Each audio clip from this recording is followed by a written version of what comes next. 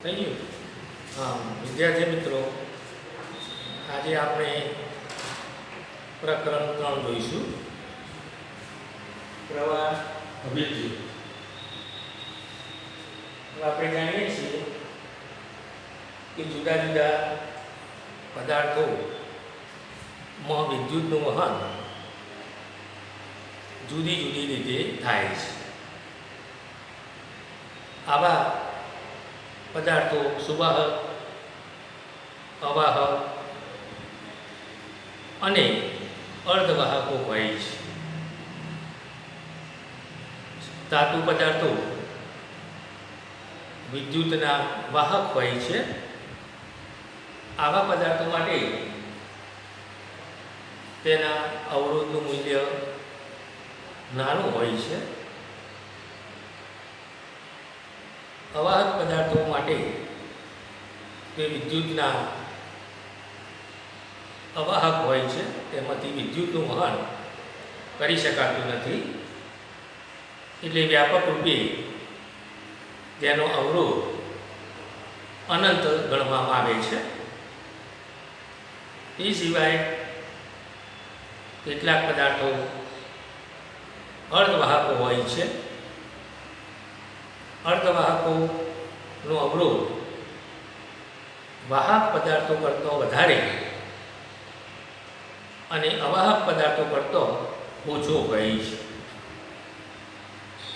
કોઈ પણ વાહકમાંથી જ્યારે વિદ્યુત પ્રવાહ પસાર થાય ત્યારે સામાન્ય રીતે આપણે ઓહમના નિયમનો ઉપયોગ કરીએ છીએ.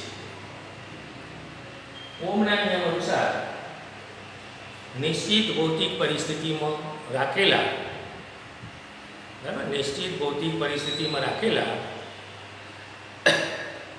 કોઈ પણ વાહકમાંથી પસાર થતો વિદ્યુત પ્રવાહ I એ તેના વિદ્યુત સ્થિતિમાનના તફાવત Vના સમપ્રમાણમાં હોય છે. એટલે V proportional to I લખી શકાય અને એની ઉપરથી વાહકનો અવરોધ R બરાબર V/I અનુસાર આપણે લખી શકીએ. અવરોધ R બરાબર V/I એટલે તેનો એકમ V/I ઉપરથી વોલ્ટેજ અપોન એમ્પિયર કહી શકાય, અથવા તેના એકમને ઓહ્મ, આપણે શું કહીએ ઓહ્મ, અને તેની સંખ્યા આ રીતે ઓહ્મ સંખ્યા દર્શાવી શકાય છે. એટલે ઓહમના નિયમ અનુસાર કોઈ પણ વાહકમાંથી વિદ્યુત પ્રવાહ પસાર થાય ત્યારે તેના બે છેડા વચ્ચે વિદ્યુત સ્થિતિમાનનો તફાવત V એ તેમાંથી પસાર થતા વિદ્યુત પ્રવાહ I ના સમપ્રમાણમાં હોય છે. એટલે અહીંયા પરિસ્થિતિ છે કે નિશ્ચિત ભૌતિક પરિસ્થિતિમાં V proportional to I લખી શકાય, અથવા કહી શકાય કે અવરોધ R મૂકીએ તો V બરાબર RI લખી શકાય. હવે આ જે અવરોધ છે એ જુદા જુદા પદાર્થના પરિમાણ ઉપર આધારિત છે. એટલે વાહકનો અવરોધ એ દ્રવ્યના પ્રકાર અને નિશ્ચિત ભૌતિક પરિસ્થિતિમાં તેના પરિમાણ ઉપર હોય છે. પરિમાણમાં ફેરફાર કરવામાં આવે તો તેના અવરોધમાં પણ ફેરફાર થાય છે. અહીંયા આપણે જોઈએ કે પ્રથમ આકૃતિ છે. ધારો કે વાહક પદાર્થનું એક ચોસલું લઈએ, તો એ ચોસલાની લંબાઈ ધારો કે L છે અને તેના આડછેદનું ક્ષેત્રફળ A છે. હવે ધારો કે તેમાંથી આપણે વિદ્યુત પ્રવાહ પસાર કરીએ ધારો કે I જેટલો વિદ્યુત પ્રવાહ ચોસલામાંથી પસાર થાય છે. આ વિદ્યુત પ્રવાહ પસાર થાય તો તેના કારણે તેના બે છેડા વચ્ચે ધારો કે વિદ્યુત સ્થિતિમાનનો તફાવત V છે. વિદ્યુત સ્થિતિમાનનો તફાવત V છે તો એ વાહકનો અવરોધ ઓહ્મના નિયમ અનુસાર R બરાબર V/I અનુસાર મળશે. એટલે R બરાબર V/I અનુસાર તેના અવરોધનું મૂલ્ય ઓહ્મમાં થશે. હવે એની પરિમાણમાં આપણે ફેરફાર કરીએ. હવે ધારો કે આકૃતિ 1 માં જે લંબચોરસ ચોસલું છે જેના આડછેદનું ક્ષેત્રફળ A છે અને તેની લંબાઈ L છે. હવે એના જેવું જ આઇડેન્ટિકલ એ જ દ્રવ્યનું બીજું ચોસલું આપણે લઈએ અને આ ચોસલાને આકૃતિ B માં દર્શાવ્યા અનુસાર બીજા ચોસલાને એની સાથે સંપર્ક કરાય. એટલે સ્પષ્ટ છે કે બંને ચોસલાના આડછેદનું ક્ષેત્રફળ A સમાન છે. બંને ચોસલાની લંબાઈ કેટલી છે? L અને L. એટલે સંયુક્ત ચોસલાની કુલ લંબાઈ 2L થશે. 2L લંબાઈ થશે પણ આડછેદનું ક્ષેત્રફળ A એના માટે સમાન થશે. હવે આગળ આપણે આકૃતિ 1 માં V સ્થિતિમાનનો તફાવત હતો એમાંથી I જેટલો પ્રવાહ જ આપણે પસાર કરતા હતા. એવી જ રીતે આ સંયુક્ત ચોસલામાં પણ આપણે તેટલો જ I જેટલો પ્રવાહ પસાર કરીએ. બરાબર? I જેટલો જ પ્રવાહ પસાર કરીએ. પણ પ્રથમમાં બે ચોસલા વચ્ચે બે છેડા વચ્ચે વિદ્યુત સ્થિતિમાનનો તફાવત V જેટલો હતો. તો અહીંયા પણ પ્રથમ ચોસલાના બે છેડા વચ્ચે વિદ્યુત સ્થિતિમાનનો તફાવત V જ થશે. એ જ પ્રમાણે બીજા ચોસલા માટે પણ વિદ્યુત સ્થિતિમાનનો તફાવત V થશે. એટલે કુલ તફાવત કેટલો થશે? V plus V. એટલે સંયુક્ત ચોસલાના અહીંયા બે છેડા વચ્ચે વિદ્યુત સ્થિતિમાનનો તફાવત 2V જેટલો થશે. બરાબર? 2V જેટલો થશે અને એ સંયુક્ત ચોસલામાં પસાર થતો પ્રવાહ તો I છે. I જેટલો પ્રવાહ બંને ચોસલામાંથી પસાર થાય છે. ધારો કે આ સંયુક્ત ચોસલાનો અવરોધ ને આપણે RC વડે દર્શાવીએ. આ સંયુક્ત ચોસલા માટે અવરોધ RC વડે દર્શાવીએ તો વિદ્યુત સ્થિતિમાનનો તફાવત હતો 2V. તો અહીંયા R બરાબર 2V અને I તો સમાન જ છે. બરાબર કુલ અવરોધ કેટલો થશે? 2R. કારણ કે V/I બરાબર R. એટલે અહીંયા કુલ અવરોધ RC બરાબર 2R થશે. એટલે અહીંયા કહી શકાય કે બે સંયુક્ત ચોસલા સમાન ચોસલાને એકબીજા સાથે સંપર્કમાં લાવી એટલો જ વિદ્યુત પ્રવાહ પસાર કરી તો સંયુક્ત ચોસલાના અવરોધ કેટલો થાય? બમણો થાય. RC બરાબર 2R અનુસાર એનો અવરોધ કેવો થાય? બમણો થાય. એટલે કહી શકાય આ સમીકરણ પરથી કે અવરોધ R એ લંબાઈના સમપ્રમાણમાં છે. એટલે કુલ લંબાઈ 2L હતી. અહીંયા L હતી તો અવરોધ R હતો. અહીંયા 2L લંબાઈ છે તો અવરોધ કેવો થયો? બમણો થયો. એટલે પહેલું સૂત્ર મળશે અવરોધ R proportional to L.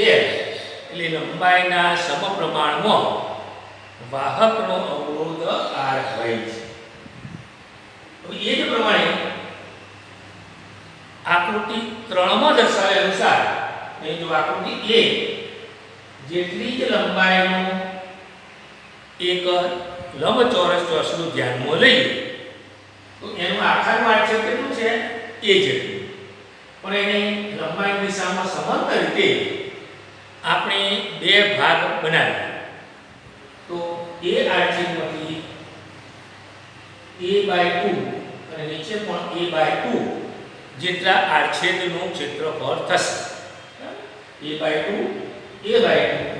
અને લંબાઈ કેટલી છે? l જેટલી છે. તો અહીંયા સંયુક્ત ચોસલામાંથી પસાર થતો વિદ્યુત પ્રવાહ I હતો આકૃતિ 1. બે છેડા વચ્ચે વિદ્યુત સ્થિતિમાનનો તફાવત v જેટલો હતો. તો અહીંયા પણ આપણે આવા બે વાત કરીએ તો પણ બે છેડા વચ્ચે વિદ્યુત સ્થિતિમાનનો તફાવત એનો એ જ રહેશે, એટલે v જેટલો રહેશે. સંયુક્ત ચોસલું હતું ત્યારે પ્રવાહ I હતો, એને આ પ્રમાણે આપણે બે ભાગ બનાવીએ તો પ્રત્યેક ભાગમાંથી I/2 જેટલો જ વિદ્યુત પ્રવાહ પસાર થશે. એટલે આ જે ચોસલું છે એ ચોસલાના અવરોધ ને આપણે R1 કહીએ. તો R1 બરાબર V, તો વોલ્ટેજ તો V છે, વિદ્યુત સ્થિતિમાનનો તફાવત. પ્રવાહ કેટલો છે? દરેક ચોસલામાંથી I/2 જેટલું વિદ્યુત પ્રવાહ પસાર થાય છે. એટલે પ્રવાહ I/2 તો અહીંયા થશે બરાબર 2V/I. તો V/I બરાબર કેટલા છે? R છે. એટલે અહીંયા થશે 2R. એટલે આ રીતે આપણે ચોસલાના બે ભાગ કરીએ તો પણ એનો જે અવરોધ છે R1 એ 2R જેટલો છે. તો અહીંયા પણ લખી શકાય કે અવરોધ R proportional to 1/a. એટલે કે કોઈ પણ વાહક પદાર્થનો અવરોધ તેના આડછેદના ક્ષેત્રફળના વ્યસ્ત પ્રમાણમાં હોય છે. તો સમીકરણ 5. હવે સમીકરણ 3 હતું R proportional to L. સમીકરણ 5 છે R proportional to 1/a. બંનેનો સમન્વય કરીએ તો વાહકનો અવરોધ R proportional to L/a લખી શકાય. એટલે કે અવરોધ R એ લંબાઈના સમપ્રમાણમાં અને આડછેદ a ના વ્યસ્ત પ્રમાણમાં હોય છે. એટલે R proportional to L/a સમીકરણ 6. હવે અહીંયા સમપ્રમાણતા લક્ષણ મૂકીએ તો R બરાબર ρ L/a. તો અહીંયા ધ્યાન રાખો કે ρ એ અવરોધકતા છે. ρ એ અવરોધકતા છે અને અવરોધકતા એ દ્રવ્યના પ્રકાર ઉપર આધારિત છે. એટલે સમીકરણ 7 થશે R બરાબર ρ L/a. હવે આપણે જાણીએ છીએ કે સૂત્ર હતું V બરાબર IR. તો એ સૂત્રની કિંમત મૂકીએ તો V બરાબર I ગુણ્યા R. તો I R ની જગ્યાએ થશે ρ L/a. બરાબર? I ρ L/a સમીકરણ 8. હવે સમીકરણ 8 ની અંદર અહીંયા જો વિદ્યુત પ્રવાહ અને આડછેદનું ક્ષેત્રફળ I/a ને વિદ્યુત પ્રવાહ ઘનતા કહેવાય. એટલે કોઈ પણ વાહક હોય એ વાહકને લંબ દિશામાં, લંબાઈની લંબ દિશામાં જો આપણે કોઈ આડછેદ લઈએ તો એ આડછેદમાંથી પસાર થતો વિદ્યુત પ્રવાહ I અને તે આડછેદનું ક્ષેત્રફળનો ગુણોત્તર ને પ્રવાહ ઘનતા કહેવાય. અને પ્રવાહ ઘનતાને J વડે દર્શાવાય. પ્રવાહ ઘનતા J બરાબર I/a. હવે પ્રવાહ ઘનતા J નો એકમ થશે I/a છે. તો I નો એકમ એમ્પિયર અને a ક્ષેત્રફળ છે તો મીટર સ્ક્વેર. એટલે પ્રવાહ ઘનતા J નો એકમ એમ્પિયર પર મીટર સ્ક્વેર થાય. હવે અહીં આપણે લંબ આડછેદનો વિચાર કર્યો પણ લંબાઈની દિશામાં જો આપણે લંબ આડછેદ સિવાય કોઈ ત્રસો છેદ હોય તો એના માટે પણ આપણે પ્રવાહ ઘનતા જે વ્યાખ્યાયિત કરી શકાય એટલે એના માટે જુદી થઈ આવશે. પણ આપણે અહીંયા લંબાઈને લંબ દિશામાં આડછેદમાંથી પસાર થતો પ્રવાહ અને તેનો આડછેદનો ગુણોત્તર છે એની પ્રવાહ ઘનતા કહેવાય, જેને જે સંકેત વડે દર્શાવાય અને એનો એકમ છે એમ્પિયર પર મીટર સ્ક્વેર.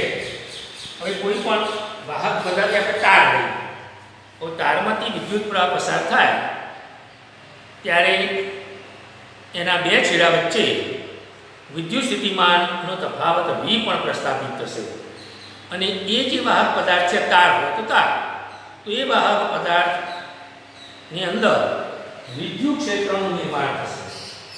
વિદ્યુત ક્ષેત્ર E પણ રચાશે. વિદ્યુત ક્ષેત્ર EL બરાબર J ρ L વડે દર્શાવી શકાય. બંને બાજુ L છે એટલે લખી શકાય કે વિદ્યુત ક્ષેત્ર E બરાબર J ρ. તો જે વિદ્યુત પ્રવાહ કરતા ρ એ અવરોધકતા છે માટે વિદ્યુત પ્રવાહ કરતા J બરાબર સિગ્મા E વડે પણ આપણે દર્શાવી શકીએ. હવે આ જ પ્રમાણે આપણે અવરોધ માટે ઓહમનો નિયમ ગણ્યો. હવે ઓહમનો નિયમમાં શરત હતી કે નિશ્ચિત ભૌતિક પરિસ્થિતિમાં જ્યારે વાહક પદાર્થ હોય ત્યારે તેમાંથી પસાર થતો પ્રવાહ અને વિદ્યુત સ્થિતિમાનનો તફાવત V ઉપરથી આપણે R બરાબર V/I સૂત્ર અનુસાર એનો અવરોધ જળવે. પણ મોટાભાગના બીજા જેટલા પદાર્થો છે એ ફક્ત ઓહમના નિયમ અનુસાર આપણે એની ગણતરી કરી શકાય નહીં. તો આવા જે બીજા કેટલાક ઉપકરણો છે એ ઉપકરણોમાં ઓહમનો નિયમ જળવાતો નથી અને આવા ઉપકરણોમાં ઓહમનો નિયમની મદદથી ગણતરી કરી શકાય નહીં. એટલા માટે આપણે એ જોઈએ કે ઓહમના નિયમની મર્યાદાઓ. આપણે સાદો વાહક તાર હોય તો આપણે ઓહમના નિયમ અનુસાર ગણતરી કરી શકીએ. પણ કેટલાક ઇલેક્ટ્રોનિક્સની અંદર જેટલા ઉપકરણો છે એ ઉપકરણોની વાત કરીએ તો ડાયોડ, ટ્રાયોડ, પેન્ટોડ, એ ટ્રાન્ઝિસ્ટર વગેરે જેવા ઉપકરણો છે એ ઉપકરણોમાં ફક્ત ઓહમના નિયમ અનુસાર ગણતરી કરી શકાતી નથી. તો આ માટે આપણે કેટલાક ઉપકરણો માટે ઓહમના નિયમની મર્યાદાઓ છે. તો અહીંયા આલેખમાં દર્શાવેલું છે એક ડાયોડ માટે વોલ્ટેજ V વિરુદ્ધ વિદ્યુત પ્રવાહ I નો આલેખ દર્શાવેલો છે. તો અહીંયા ધ્યાન રાખવાનું કે ડાયોડનો આ પ્રાયોગિક વક્ર અને વોલ્ટેજના અને પ્રવાહના ધન અને ઋણ મૂલ્યો માટે જુદા જુદા પ્રમાણમાં છે. હવે આપણે ડાયોડ માટે જોઈએ તો અહીંયા જો કે આ ધન x અક્ષ ઉપર જે વોલ્ટેજ છે એ 0.1 0.2 વોલ્ટેજ, ઋણ x અક્ષ ઉપર અહીંયા -1 -2 વોલ્ટેજ મોટું મૂલ્ય છે. ધન y અક્ષ ઉપર વિદ્યુત પ્રવાહ I મિલી એમ્પિયરના ક્રમનો છે. જ્યારે અહીંયા ઋણ y અક્ષ ઉપર જે વિદ્યુત પ્રવાહ છે એ માઇક્રો એમ્પિયરના ક્રમનો છે. એટલે ડાયોડ માટે વોલ્ટેજ વિરુદ્ધ પ્રવાહનું જે આલેખ દર્શાવેલું છે એ ધન અને ઋણ મૂલ્ય માટે જુદા જુદા પ્રમાણ માપનો ઉપયોગ કરેલો છે. ધારો કે આપણે ડાયોડ છે એ ડાયોડને આપણે ફોરવર્ડ બાયસની અંદર જોડાણ કરીએ. બરાબર, ફોરવર્ડ બાયસમાં જોડાણ કરીએ તો ધન છેડા સાથે ધન અને ડાયોડનો ઋણ ધ્રુવ હોય એની ઋણ સાથે જોડાણ કરીએ તો એ ફોરવર્ડ બાયસનું જોડાણ કહી શકાય. તો અહીં જુઓ આ પ્રકારનું જોડાણ કરીએ ત્યારે વોલ્ટેજનું મૂલ્ય નાના ક્રમનું છે. તેમ છતાં જે પ્રવાહ છે એ મોટો પ્રવાહ મળે છે. I મિલી એમ્પિયરના ક્રમનો પ્રવાહ મળે છે. હવે આ જે ડાયોડનું આપણે વિરુદ્ધ પ્રકારનું જોડાણ કરીએ એટલે કે રિવર્સ બાયસનું જોડાણ કરીએ તો અહીંયા જે વોલ્ટેજ છે એ વોલ્ટેજના મૂલ્ય કેવા થશે? માઈનસ, ઋણ મૂલ્ય થશે. અને પ્રવાહ છે એ I માઇક્રો એમ્પિયરના ક્રમનો મળે છે. તો અહીંયા જોઈ શકાય કે ઋણ ધ્રુવના વોલ્ટેજ -1 -2 નું મોટા મૂલ્યો છે અને પ્રવાહના મૂલ્યો ખૂબ જ નાના મળે છે. એટલે આવા ડાયોડ માટે આપણે ઓહમના નિયમનો ઉપયોગ કરી અને કોઈ પણ ગણતરી કરી શકીએ નહીં. એટલે જુદા જુદા પ્રકારનું જોડાણ કરીએ ત્યારે તેના અવરોધ એ R = V/I ની ગણતરી અનુસાર એનું એક મૂલ્ય મળશે નહીં. તો આ પ્રકારનું જોડાણ હોય તો ફક્ત ઓહમના નિયમથી ગણતરી કરી શકાય નહીં. એટલે આને ઓહમના નિયમની મર્યાદા કહેવામાં આવે છે. તો આવા ઉપકરણો માટે આપણે અવરોધની ગણતરી ઓહમના નિયમ અનુસાર કરી શકતા નથી. હવે અહીંયા એક બીજો પદાર્થ દર્શાવેલો છે બીજી આકૃતિની અંદર. એ ગેલિયમ આર્સેનાઇડ છે. તો એના માટે V વિરુદ્ધ I નો આલેખ દર્શાવેલો છે. તો અહીંયા જોઈ શકાય કે શરૂઆતમાં વોલ્ટેજ આપણે વધારીએ ત્યારે I ના મૂલ્યમાં વધારો થાય છે, પછી ઘટાડો થાય છે, ફરીથી પાછો થોડો વધારો થશે. તો આ જે વિસ્તાર છે કે જ્યાં સુધી પ્રવાહમાં વધારો થતો હોય તો આ વિસ્તારને અરેખીય વિસ્તાર કહેવામાં આવે. મહત્તમ મૂલ્ય પ્રાપ્ત થાય ત્યારે કહી શકાય કે ઋણ અવરોધ ધરાવતો વિસ્તાર છે. તો અહીંયા આપણે ઓહમના નિયમનો ઉપયોગ કરીએ તો અવરોધ કેવો મળશે? ધન. મહત્તમ પ્રવાહ મેળવ્યા બાદ આ રીતે નીચે આલેખ આવતો હોય તો ઋણ અવરોધ ધરાવતો વિસ્તાર છે. હવે અહીં જોઈ શકાય કે અહીંયા પણ વોલ્ટેજનું મૂલ્ય અમુક હશે અને એને સમકક્ષ અહીંયા પણ મૂલ્ય છે. તો એક જ વોલ્ટેજના મૂલ્ય માટે પ્રવાહ I નું મૂલ્ય તો 2 મૂલ્ય મળે છે. પ્રવાહ I ના મૂલ્યો 2 મળે છે. હવે સામાન્ય રીતે આગળના પ્રયોગમાં આપણે જોયું કે જે તે વોલ્ટેજના મૂલ્ય માટે પ્રવાહનું એક મૂલ્ય મળતું હોય, પણ ગેલિયમ આર્સેનાઇડ જેવા પદાર્થો હોય તો એના માટે જોઈ શકાય કે એક જ વોલ્ટેજનું મૂલ્ય હોય તો વોલ્ટેજનું જે પ્રવાહનું મૂલ્ય છે અહીંયા પણ મળશે, અહીંયા સમાન મળશે, પણ વોલ્ટેજ કેવા છે? જુદા જુદા. તો જુદા જુદા વોલ્ટેજના મૂલ્ય માટે પ્રવાહના 2 મૂલ્યો સમાન મળશે. તો અહીંયા પણ આપણે ઓહમના નિયમ અનુસાર ગણતરી કરી શકતા નથી. હવે સુવાહક પદાર્થો માટે આપણે ઓહમનો નિયમ જોયું. કેટલાક બીજા ઉપકરણો માટે ઓહમના નિયમની મર્યાદાઓ જોઈ. હવે કેટલાક અર્ધવાહકો પણ એવા હોય કે એનો તાપમાન કે વધારતા જઈએ, વોલ્ટેજ વધારતા જઈએ તો તાપમાનમાં વધારો થાય અને એના કારણે તેના અવરોધમાં ઘટાડો થતો જાય છે.